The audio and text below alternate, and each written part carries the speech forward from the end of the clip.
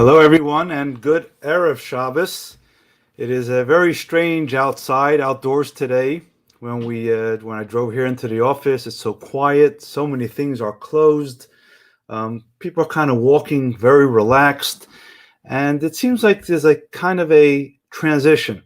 Been a tough 8 months in 2020. Everyone is looking forward to a better 2021, or doesn't know what's going to happen in 2021. And I just get this feeling everyone's just kind of suspended out of the whole epidemic, corona politics, and just wanting to enjoy the day. And that is great. But you know what? Regardless of what's going on out there, it's Shabbos soon. And Shabbos is a constant in our life.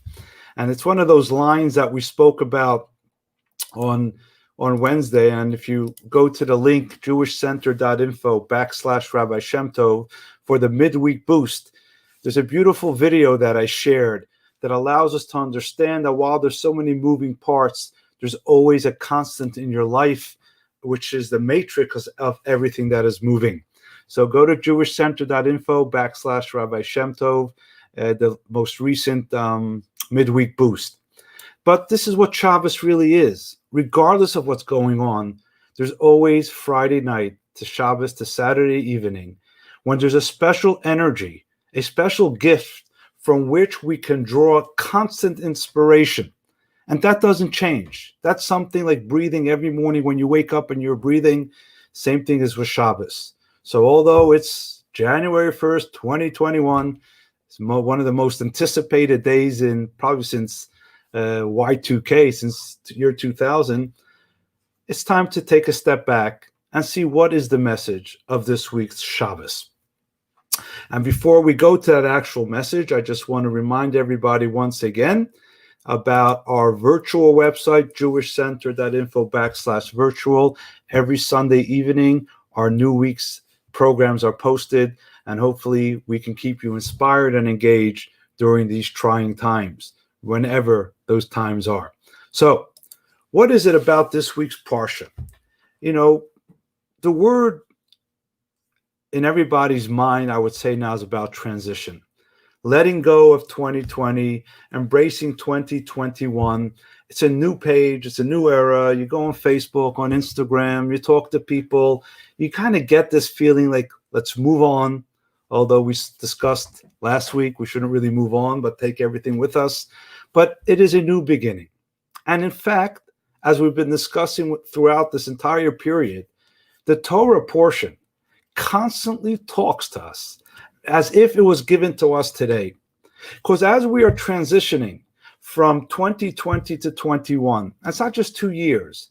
It was being very deeply affected by the pandemic, and now the introduction of the vaccines, which will take time, but at least it's a process of hopefully getting back to normal. We're going through this transition exactly now, 2020 to 2021.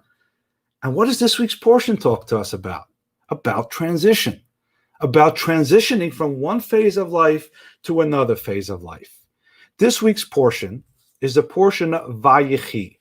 Vayechi is the final portion in the first book of the Torah of Genesis. Tomorrow, after Shabbat, next week, we're going to be reading Exodus, the first portion of the second book of Torah, which talks about the slavery of the Jewish people in Egypt. Now,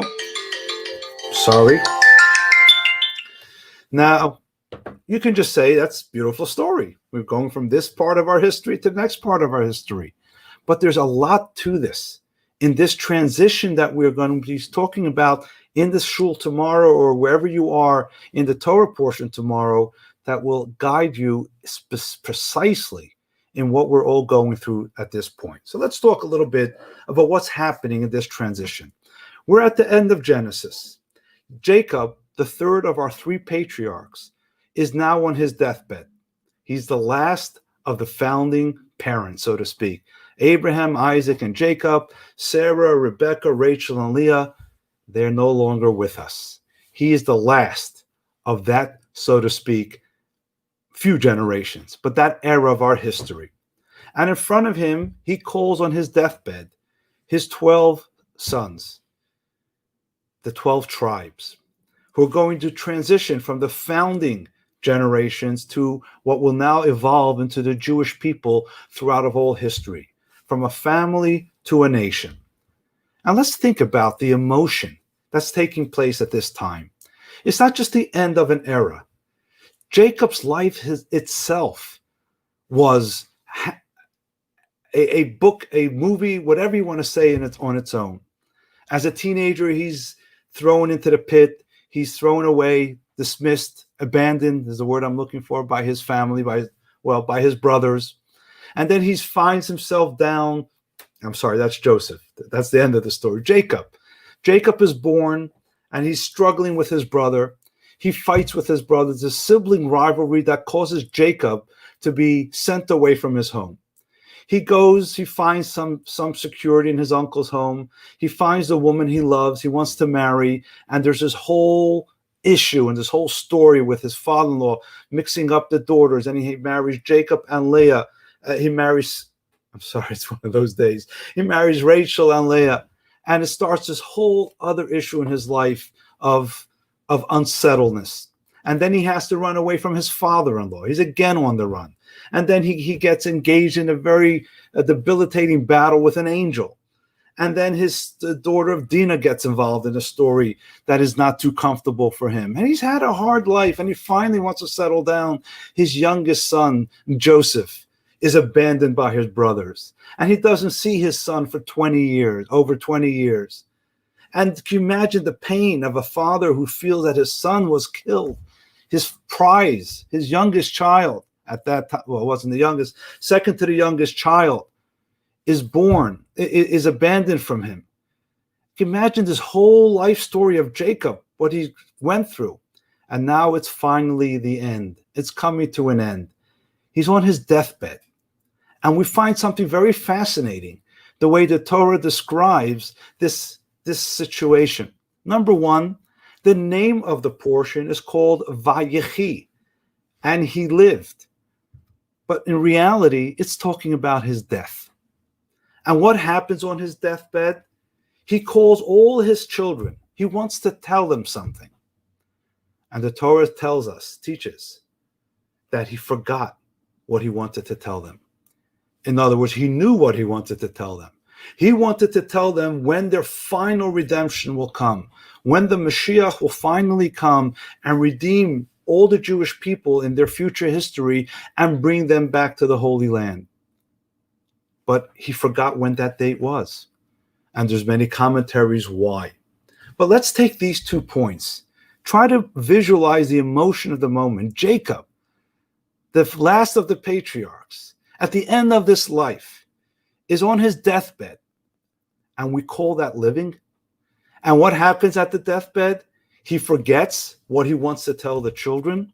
Why is the Torah telling us this?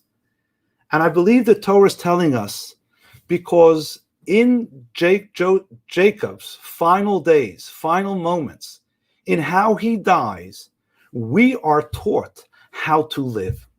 So this is really a story about Jacob's death. But the Torah, the message, is about life. How do we live when we are alive? And how does our life continue on eternally? That happens with the way the blessings take place. As we mentioned, Jacob brings all the children to his deathbed and wants to bless them. But he forgets what he wants to really tell them. And then while they're all there, he blesses each of the tribes, each of the children individually, talking to each of them about their own personal future. And commentary asks, why? They're all together. Why don't you bless them to remain together? Why don't you bless them to always work together and work as a unit? Why at this final moment are you kind of creating each one in their own space and each one in their own thing? They're together. Appreciate that. Keep that.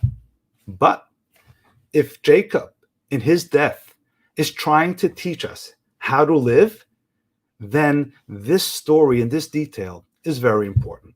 So let me explain why. Many times we get caught up and worry about the big picture.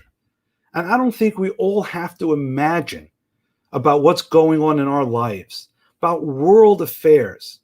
The one thing that this pandemic forced us all into was that we're not alone. We're part of a world, of a global society. And what happens in China will affect in a very real way what's going on in Newtown and Yardley, Bucks County, Pennsylvania, United States, everywhere else. And it weighs on us, whether it's global idea pandemic, the elections, what's going on in our country. These are all big issues that weigh on us and sometimes get us down by the seeming hopelessness of what's going on around us. And this is what the Torah is teaching us. Jacob wanted to tell the children about the big picture, about the history, about the challenges that's going to happen throughout history, and that one day Mashiach will come. And one day, despite all the challenges and the struggles, there will be a shining light. There will be a redemption. The big picture, the global issues. And at that time, God told him, or indicated, this is not what you need to tell them. You need to tell them what they are all about individually. You need to have them focus on who they are as individuals. And when they focus on what they are as individual, as part of a collective society, then we will succeed. If you wake up in the morning worrying about what's going to happen in the whole world and all the world issues, you're missing the point. But you need to wake up in the morning, God is telling Jacob to tell the children, and think about who you are. What is your particular talent? What is your particular value? And Jacob is driving this into one child out of the other, after the other, in front of all of them. So they all understand, how can we really function as a unit when we all function as individuals? When we're all able to focus on our individual abilities and perfect them in a proactive way, in a way that we use our abilities to help the society, then collectively we will be a singular unit, and overall issues will take care of themselves. It reminds me of a story I once heard many, many years ago as a young child from my father. And once this dad was babysitting his child, and he was watching his child. Dad doesn't babysit a child. A dad was with this child, and the dad had something important to tend to. So he gave his child a puzzle to make. And the puzzle was a very complicated puzzle. It was a puzzle of the world, of the atlas, with all the different boundaries of all the different countries around the world. And interestingly enough, before no time, the kid finished a puzzle of 1,000 pieces that would take an adult maybe weeks or days to do. And this child just did it very quickly.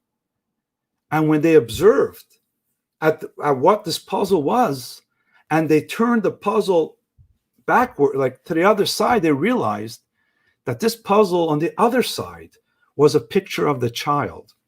And the child knew himself very well. So when he put together his picture, on the other side was a picture of the world, it wasn't an issue. If he would have focused on the big world, he would have taken him a long time. But he knew himself, and to put together the picture of himself did not take too long. And this, my friends, is what Jacob is trying to impart to his children, and what the Torah is telling us in the Parsha of life taking place at Jacob's death. Because it's on his deathbed that this message of how to live is imparted. And the way you live life is to focus on your blessings, on what you could do, not what cannot be done, on what is in your environment, not what's around the world. Of course, we're cognizant of things around us. Of course, we try to do the best we can to impact the world. But how do you do that?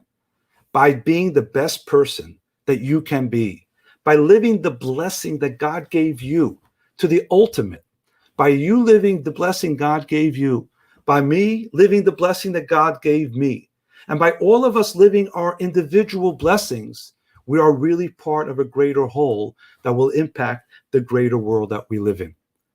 So when the time gets tough, we are in a transition now. We don't know what's going to happen the coming year. We hope we do, but if anybody ever thinks they know what's going to happen, think of 2020. January 1, 2020, we all had our plans. That's not where we are now. So as we are 2021, January 1st, we don't know. But what the Torah is telling us, don't worry about what's going to happen next month. Don't worry about what's going to go on in the world in 6 months. God conceals that information from Jacob because what's important is today. You woke up in the morning. You're alive. We can breathe. We're healthy, or whatever your health is. Understand and appreciate the value of today. We don't know what's going to be tomorrow. We don't know what's going to be next week, but we know that we're here today. We know that we're blessed to be here today. And if we focus on our particular abilities within the context of making the world a better place, we will be a lot more happy. We'll be a lot happier. And most importantly, vayechi, we will be alive. So I want to conclude with a short story and a practical map and how to achieve this. So rabbis many times deal with couples who don't seem to get along. And we'll call him Yankel, comes to the rabbi and says, Rabbi, I need a divorce. I just can't deal with my wife. She can't deal with me. I don't respect her. She doesn't respect me. It's done. It's over. I'm out of it. Rabbi says, fine. I will do that on one condition. You come back to me in a month.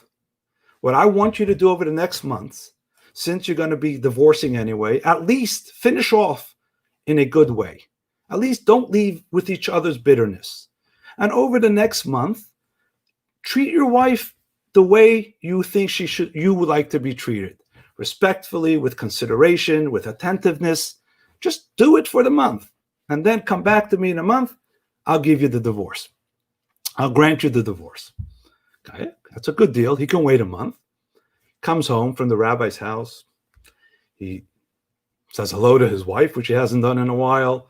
He speaks to her. He listens. He's attentive. He's gracious. Wife doesn't know what went on in this guy's life. He doesn't know what happened here. All of a sudden, this new kind of guy, but she's very suspect and she's still reserved. She doesn't give back.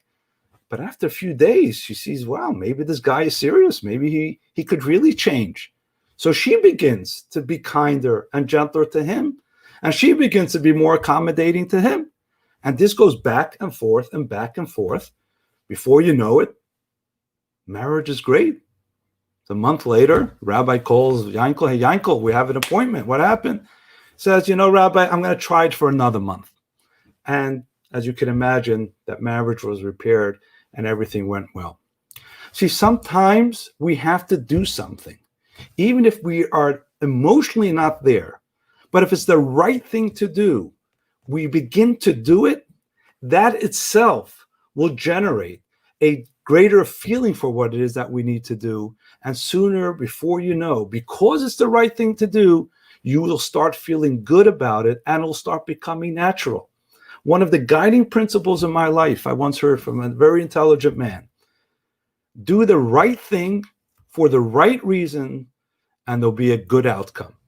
So many times it's hard to do the right thing, but stay focused. If you're doing the right thing for the right reason, the outcome will be very positive. So this is my recommendation. If you're making new resolutions for the new year, what I want you to do is as follows. I want you to suspend, just like Jacob in this week's portion, suspend, knock out of your mind for just a little bit. We are human, but just for 10 minutes, do not worry about long-term big issues, redemption, history. Suspend that the way God suspended it from Jacob. That's step number 1 from this week's portion. Step number 2, go look in the mirror.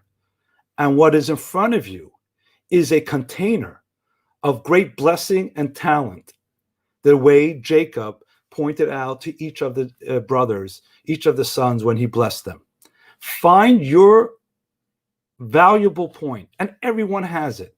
It may not be on the surface, you may not live it, but if you look in the mirror and you ask yourself just two things that make you uniquely different than someone else in a positive way, identify that. So step number 1, what God did to Jacob, suspend any big world issues. Number two, focus on two things that are uniquely positive about you.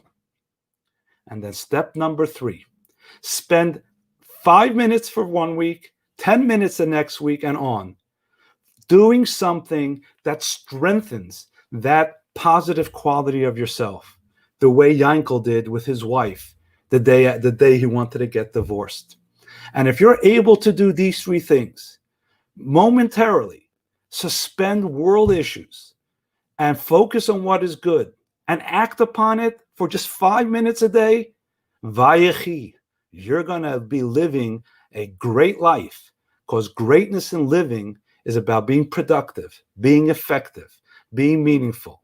And what the Torah is telling us, when you focus on your greatness and do it well, that is what will impact the greater global and worldly issues that are concerning you. So, my dear friends, have a wonderful Shabbos.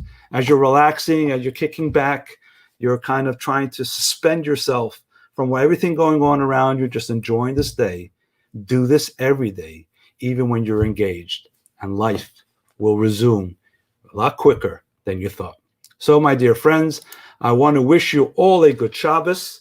And as we do, if anybody would like to post a good Shabbos to the community, we'll take a moment. I'm having a little issue reading all the messages, so I'm not sure if they're coming through. I'm going to look for a few seconds. But in the meantime, while we're waiting for the messages, let me once again remind you to go to our recordings at jewishcenter.info/Rabbi Shem Tov. And by the way, this morning's email didn't go out. I'm sure a lot of people were happy that there weren't any more emails from me over the bombardment of emails in our year-end fundraising. But you can always go to this website and you'll see when we're on next. And of course, jewishcenter.info/virtual to be able to see all of our programming. For some reason, our messages aren't coming through. I do see one here. Okay. Joel Greenberg wishes everyone good Shabbos. Good Shabbos, Joel. Daniel Jacob. Dan. Good Shabbos, everyone. Oh, Razel Pfeiffer. Razel, thank you, Rabbi, and good Shabbos, everyone. So everyone, let's say good Shabbos back to Razel. And somehow I see there's a bunch more, but I can't read it here.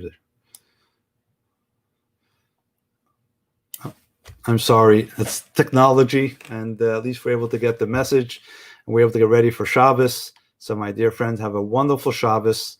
Let me get that off. How do you do that? This way. Okay. Have a wonderful Shabbos. Let me get that one off. Have a meaningful Shabbos. And the most important thing, let's live the message of Vayechi. Let's live the message that Jacob imparts to us as they transitioned into a very challenging historical time. We take that message with us as we live in a very historical time. My dear friends, have a wonderful Shabbos.